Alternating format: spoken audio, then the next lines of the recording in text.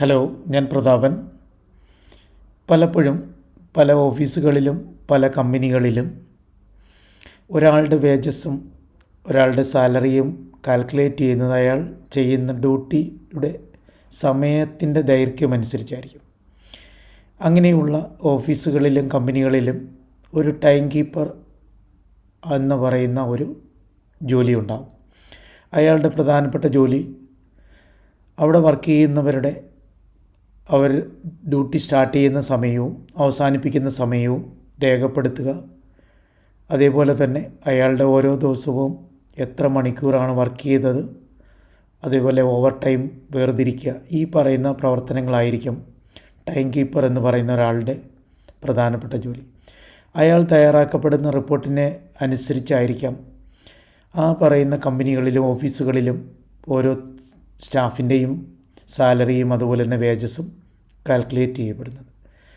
നമ്മൾക്ക് മാനുവലി തയ്യാറാക്കപ്പെടുമ്പോൾ കൂടുതൽ സമയം എടുക്കുന്നത് കൊണ്ടാണ് സ്വാഭാവികമായിട്ട് നമ്മളെല്ലാവരും കമ്പ്യൂട്ടറിൻ്റെ സഹായത്തിലൂടെ വളരെ വേഗതയിൽ കൃത്യമാർന്ന റിപ്പോർട്ടുകൾ തയ്യാറാക്കപ്പെടുന്നത്.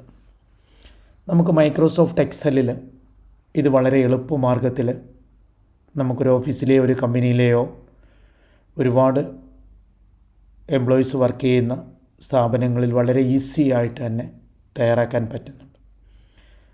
നിങ്ങൾ എൻ്റെ വീഡിയോ കണ്ട് ഇഷ്ടപ്പെട്ടാൽ ലൈക്ക് ചെയ്യാൻ മറക്കരുത്. അതേപോലെ തന്നെ ആദ്യമായിട്ടാണ് എൻ്റെ വീഡിയോ കാണുന്നവർ ദയവായിട്ട് എൻ്റെ ചാനൽ കൂടി സബ്സ്ക്രൈബ് ചെയ്യുക. നിങ്ങളുടെ സുഹൃത്തുക്കളിലേക്കും വീഡിയോ ഷെയർ ചെയ്തവരെ കൊണ്ടും സബ്സ്ക്രൈബ് ചെയ്യാൻ സഹായിക്കുക. എങ്കിൽ നമുക്ക് എങ്ങനെയാണ് മൈക്രോസോഫ്റ്റ് എക്സലിൽ ഈസി ആയിട്ട് ടൈം കാർഡ് പ്രിപ്പയർ ചെയ്ത് ഓരോ എംപ്ലോയീസിൻ്റെയും ടോട്ടൽ അവേഴ്സ് കണക്ക് കൂട്ടുന്നത് എങ്ങനെയാണെന്ന് നോക്കാം. നിങ്ങൾക്ക് വേണ്ടി ഞാനിവിടെ ഒരു സ്റ്റേറ്റ്മെൻറ്റ് തയ്യാറാക്കിയിട്ടുണ്ട്. അതായത് അതിൻ്റെ ഫസ്റ്റ് കോളത്തിൽ എംപ്ലോയിയുടെ നെയിമുണ്ട്, അവർ ഡ്യൂട്ടി സ്റ്റാർട്ട് ചെയ്യുന്നത് ക്രമീകരിക്കപ്പെട്ടിട്ടുണ്ട്, ഡ്യൂട്ടി അവസാനിക്കപ്പെട്ട ടൈമും രേഖപ്പെടുത്തിയിട്ടുണ്ട്. നമുക്ക് കണക്ക് കൂട്ടുന്നത് ടോട്ടൽ അവറാണ്. ഓരോരുത്തരും ഓരോ ദിവസവും എത്ര മണിക്കൂർ വെച്ചിട്ടാണ് വർക്ക് ചെയ്തിരിക്കുന്നതെന്ന് നമുക്ക് കാൽക്കുലേറ്റ് ചെയ്യണം. ഇവിടെ നമുക്ക് ടോട്ടൽ അവേഴ്സ് എന്ന് എഴുതിയിരിക്കുന്ന കോളത്തിനകത്ത് ഈക്വൽ സിമ്പിൾ ടൈപ്പ് ചെയ്യാം. മോഡ് എന്ന് പറയുന്ന ഒരു ഫംഗ്ഷനാണ് നമ്മൾ യൂസ് ചെയ്യുന്നത്.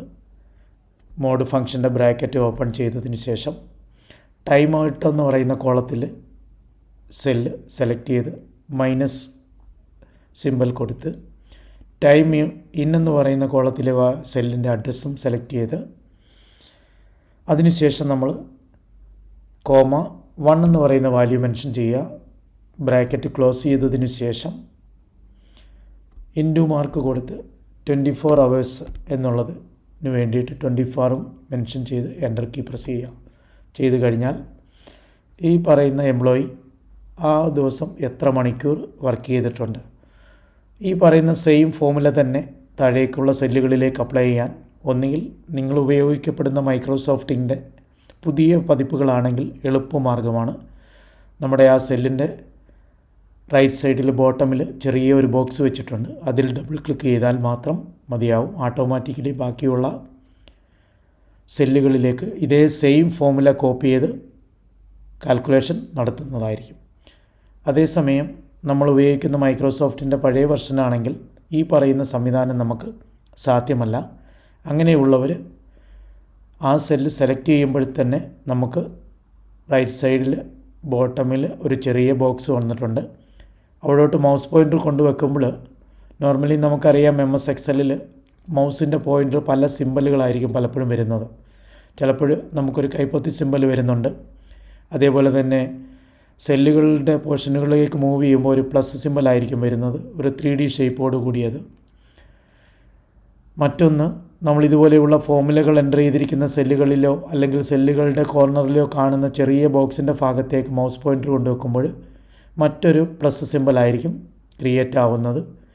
അവിടെ ക്ലിക്ക് ചെയ്ത് താഴേക്ക് ഡ്രാഗ് ചെയ്യുക. താഴേക്ക് വലിക്കുന്ന പ്രവർത്തനത്തിനെയാണ് കമ്പ്യൂട്ടറിൽ ഡ്രാഗ് ചെയ്യുക എന്ന് പറയുന്നത്.